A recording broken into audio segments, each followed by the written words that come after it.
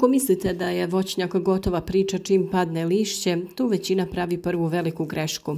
Upravo sada, dok je voćnjak tih, dok se čini da se ništa ne dešava, odlučuje se kakav će urod biti naredne godine. Zima ne prašta nemar, ali zna nagraditi one koji na vrijeme urade prave stvari. Ako želite zdrava stabla, manje bolesti i jači rast na proljeće, ostanite do kraja ovog videa jer ovi poslovi prave ogromnu razliku. Okopavanje tla, dodavanje hranjiva, krečenje, zaštita prskanjem nisu bez veze poslovi, oni su neophodni. Prije zime u voćnjaku se ne radi reda radi. Svaki potez ima svoj razlog, a najvažnije je da stabla uđu u zimu jaka, nahranjena i zaštićena. Prva stvar na koju treba obratiti pažnju je čišćenje voćnjaka.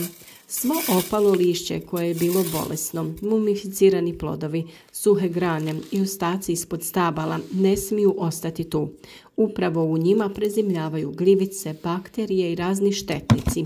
Ako ih ostavite, na proljeće ćete imati isti problem, samo još veći. Zdravo lišće može ići u kompost, ali sve što je bilo bolesno bolje je iznijeti iz voćnjaka. Nakon toga dolazi obrada tla ispod voćaka. Lagano okopavanje ima više koristi nego što mislite. Razbija se pokorica, poboljšava prozračnost tla i uništavaju skrovišta štetnika. Nema potrebe ići duboko, dovoljno je površinski, posebno kod mlađih stabala da se ne ošteti korijen.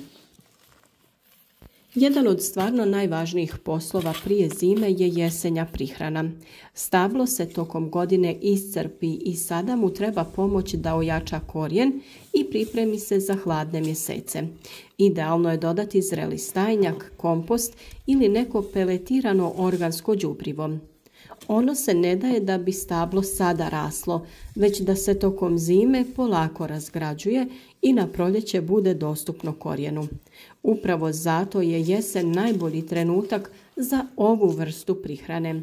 Okopavanjem to hranjivo umješamo u zemlju oko voćke, a stajnjak prekrijemo zemljom kako se ne bi sušio na površini i izgubio svoju glavnu ulogu, prihranu voćaka. Odmah nakon prihrane dolazi malčiranje. Slama, sjeno, lišće, piljevina ili kombinacija svega toga pravi je zaštitni sloj koji čuva vlagu, štiti tlo od smrzavanja i sprječava ispiranje hranjiva. Malč je kao neka topla deka za tlo. Ispod njega je uvijek stabilnija temperatura i više života u zemlji. Kada od sveg tog rada trebate kratku pauzu, onda pijete čaj pa idemo dalje. Topli napitak čuva nas od hladnoće, još ako je neki dobar čaj, ima mnogo drugih benefita. Ako ga još niste odradili, zimsko prskanje je jedno od najvažnijih, a često zapostavljenih poslova u voćnjaku. Njime se uništavaju prezimljujući oblici bolesti i štetnika koji se skrivaju u kori, pupovima i pukotinama na stablu. Ako se uradi na vrijeme, na proljeće imate manje problema i manju potrebu za kasnim prskanjem. Jedno dobro zimsko prskanje često vrijedi kao 2-3 intervencije tokom sezone, koje mnogi rade, a mogu se izostaviti jer na kraju štete i nama više nego biljnim štetnicima. Ono što ne preskačemo je krečenje voćaka. Mnogi ovo i dalje smatraju estetikom, a zapravo je jedna od najboljih zaštita stabla. Krečenje štiti koru od pucanja uslijed velikih temperaturnih razlika, odbija dio štetnika i smanjuje pojavu bolesti. Smjesa od vapna, malo soli, sumpora i plavog kamena pravi ozbiljnu razliku tokom zime. Prije zime važno je pregledati i stanje stabla. Ako primijetite rane na kori, pukotine ili oštećenja, sada je vrijeme da ih sanirate voćarskim voskom ili glinom. Otvorene rane su idealno mjesto za ulazak bolesti, posebno tokom vlažnih zimskih dana. Kod mlađih voćaka posebno je potrebno obratiti pažnju na zaštitu od glodara i divljači. Mrežice, plastične spirale ili čak obična žičana zaštita mogu spasiti stablo. Zimi, kada nema hrane, kora voćke postaje savršen obrok za zečeve i miševe. Ako jesen nije bila kišna, zalijevanje prije zime može biti presudno. Vlažno tlo se sporije smrzava i korijen je zaštićeniji. Ovo je posebno važno kod mladih sadnica koje još nemaju razvijen dubok korijen.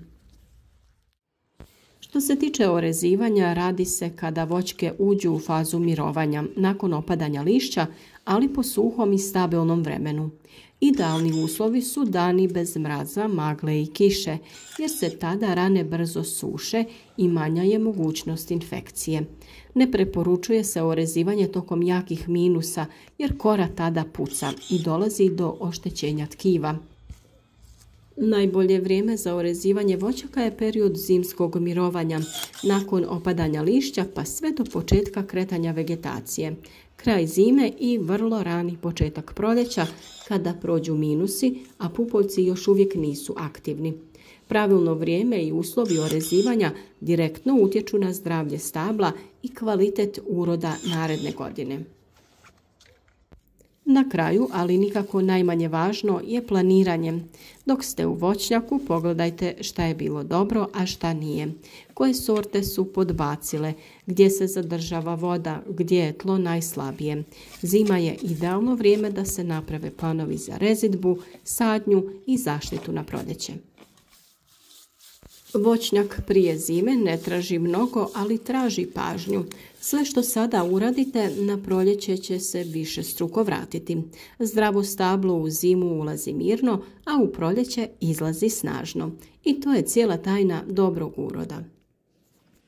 Nadamo se da ćete u komentarima podijeliti vaše iskustvo, opisati postupke koje vi odrađujete u ovo vrijeme u vašem voćnjaku.